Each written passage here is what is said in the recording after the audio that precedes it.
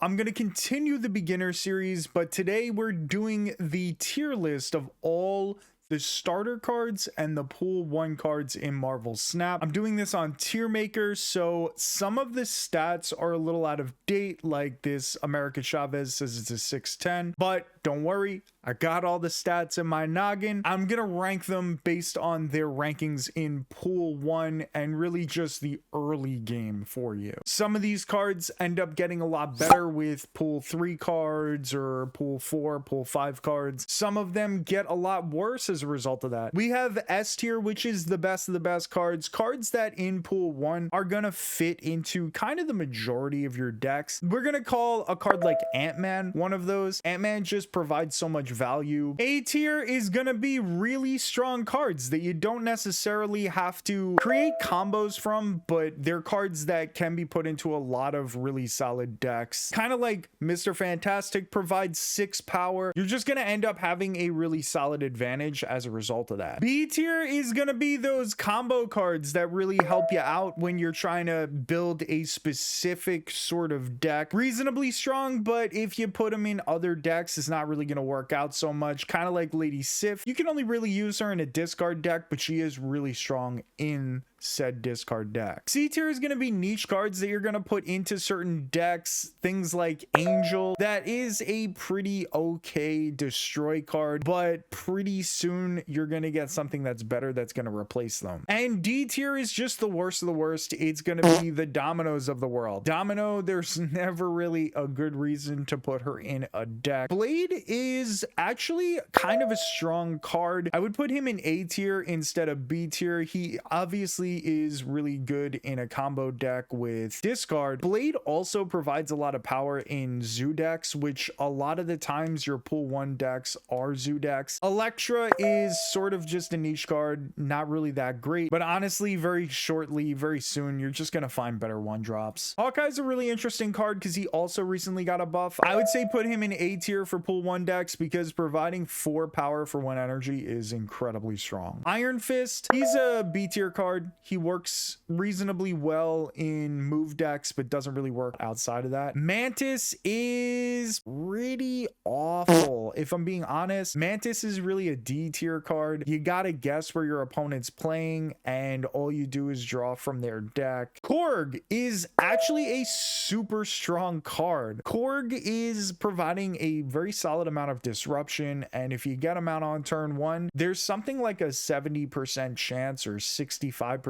chance that your opponent's gonna end up drawing the rock by turn 6. Misty Knight, just kind of bad. She provides no ability. You will be using her a lot more later on when you get bigger cards. Nightcrawler is pretty solid B tier card. You get a chance to move him around, but he's not super strong. Nova is a strict combo card. Honestly, one of the best combo cards. Very strong in a discard deck, but in pool 1, that's pretty much the only place you could put him. Quicksilver, terrible card. Don't use Quicksilver. Quicksilver and Domino provide next to nothing. Rocket Raccoon, a very interesting card because if you can guess where your opponent is playing, then Rocket becomes very strong. I'm gonna put him at the top of C tier. Squirrel Girl, a B tier card. She provides a lot of combo opportunities for both destroy and zoo decks. Uatu, I guess Uatu's kind of niche, but not very good. Very close to D tier card. Yondu, excellent combo card, provides destroy. Angela is gonna be our second S tier card. If you're in pool 1, you've probably already used her a ton, so I don't really have to elaborate too much on Angela. She's just an incredibly strong card that gets beefed up really quickly, especially in pool 1. S tier, we have Armor. Armor is one of those cards that you are never going to stop using. There's so much destroy decks in pool 1. Armor is just going straight to the top of S. Stops your opponents from being able to destroy things and also provides a lot of protection on your side as well. Cable, C tier, gives you one of your opponent's cards. It could provide you with something really big from their deck, but honestly, just sort of niche. Carnage, though, of course, Carnage is a combo card. Yeah, you're mostly only using him in destroy decks, but there are other combos that work out really well. I would make him actually an S tier card if we were talking about later pools. Colossus, we're gonna go ahead and put him in B tier. Colossus is a pretty solid card, not great, not amazing, but you know, right there in the middle, solid 2-drop. Forge, we're gonna drop him into S tier. He's providing an extra +2 power to your next card. That is going to be really, really strong, especially in zoo decks. He's gonna get buffed by Khazar and Blue Marvel, while he's also buffing another card. Craven, solid combo piece, good card for move decks. Medusa kind of gets herself into that S tier, you know? She ends up providing you with 5 power for only 2 energy. Yeah, you have to play her in the middle location. It's kind of similar to Mr. Fantastic, but 5 power for that cheap is always really, really solid. Lizard is also a 5 power card for 2 costs, but we're actually going to go ahead and put Lizard kind of at the top of A tier. He does lose 4 power when your opponent fills up their side of the location. Because zoo decks are so prevalent, we're going to go ahead and put Lizard into the A tier. Mr. Sinister, pretty solid combo card. You can use him in destroy decks. You can make him really strong with Forge. I'm going to put him in B tier. Multiple Man, kind of a niche card, kind of a combo card. I think that we're gonna go ahead and put him in C tier because move decks are not really as strong as other decks. Scarlet Witch, easy S tier. She is controlling locations right there whenever you need it. Scarlet Witch is actually super, super strong and will be put into a lot of different decks. Sentinel, actually a pretty strong card as you go on in pools. He's close to A tier, but I'm gonna go ahead and put him somewhere at the top of B tier. Shocker,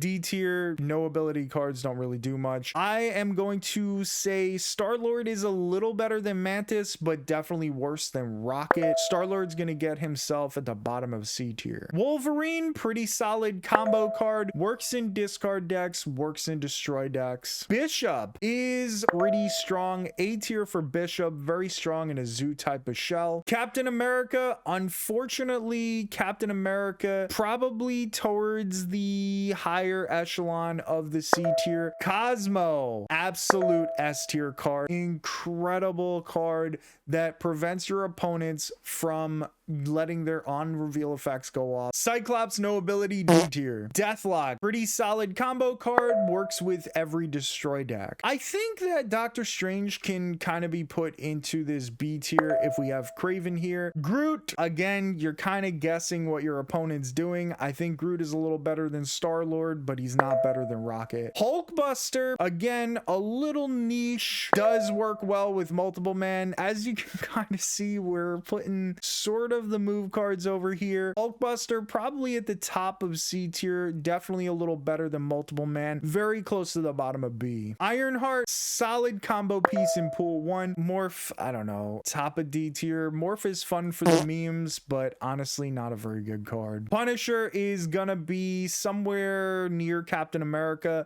Swordmaster, not quite awful, definitely not a combo card, pretty niche. Wolfsbane is a very strong card in pool 1. She gives you a lot of power. There's a lot of different combos that you can use with her. I like Wolfsbane a lot. Enchantress, also an A tier card. She will ruin your opponent's ongoing cards, all of them except for Cosmo. Jessica Jones, also an A tier card. Jessica Jones is going to give you a lot of power for only 4 costs, and all you have to do is just not play in that location for the next turn. Khazar, however you pronounce it, is an S tier card in pool 1. You're playing a lot of zoo decks in pool 1, and he's giving a lot of power across the board. Moon Girl, very solid combo card, works really well with Devil Dino. Namor, sort of a niche card. Honestly, Namor is gonna be easily replaceable very shortly for you. I really want Strong Guy to be good, but honestly, he's just not very good. Even in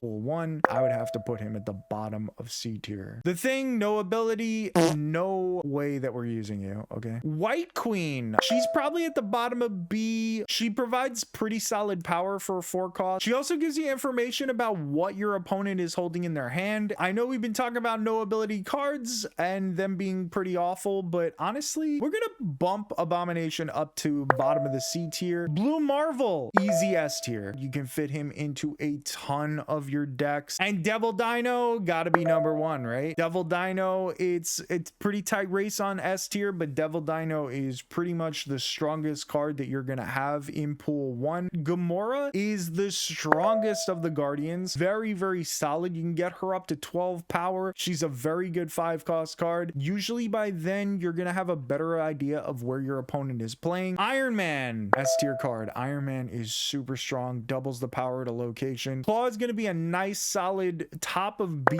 tier card. Very, very good at spreading power across locations. Professor X is just one of those cards that's incredibly strong. Even if you can't figure out where your opponent is gonna play, you could probably make a solid enough guess. Spider-Woman, very, very strong. Top B, probably close to low A. She's pretty much like an 11 power card, which is really nice. I'm gonna put White Tiger actually top of B tier. That might be a little controversial. I know a lot of pool 1 guys really love their White Tigers. She's pretty close to lower A, tiny bit under Professor X. America Chavez. Now, this is a tough card to rank because she just got her ability completely changed. I think I'm gonna go ahead and put her into the C tier. She's very niche at this point. Apocalypse, we're gonna go ahead and put him right into the combo cards. Heimdall, same deal, except that he is the combo card for move. Hulk, a little bit better than awful, somewhere in the middle of C tier. Odin's really strong, especially in pool 1. We're gonna put him at the bottom of A tier. Onslaught provides some value in an ongoing deck. I'm gonna put him at the bottom of B tier, but honestly, he's pretty close to just being a C tier card. And Spectrum is the last card that we're gonna be talking about, and Spectrum is pretty much the card that I think I'd rather have than Onslaught in an ongoing deck. She provides a lot more usage, and she also spreads her power across the board. I'm gonna put her at the top of B tier. So this is our tier list, and I think to like even it out a little bit more, we can move White Tiger up to A tier, and we can move Abomination and Strong Guy and maybe even Star-Lord to the awful tier, and that's gonna give us a really solid bell curve. I just wanted to pause the recording right here so that you guys could take a screenshot of the list itself, and you can go ahead and crop my goofy ass face out of it. When you're done screenshotting this, you can go move on to the next beginner's guide. That'll be linked at the end of this video. Thanks for watching.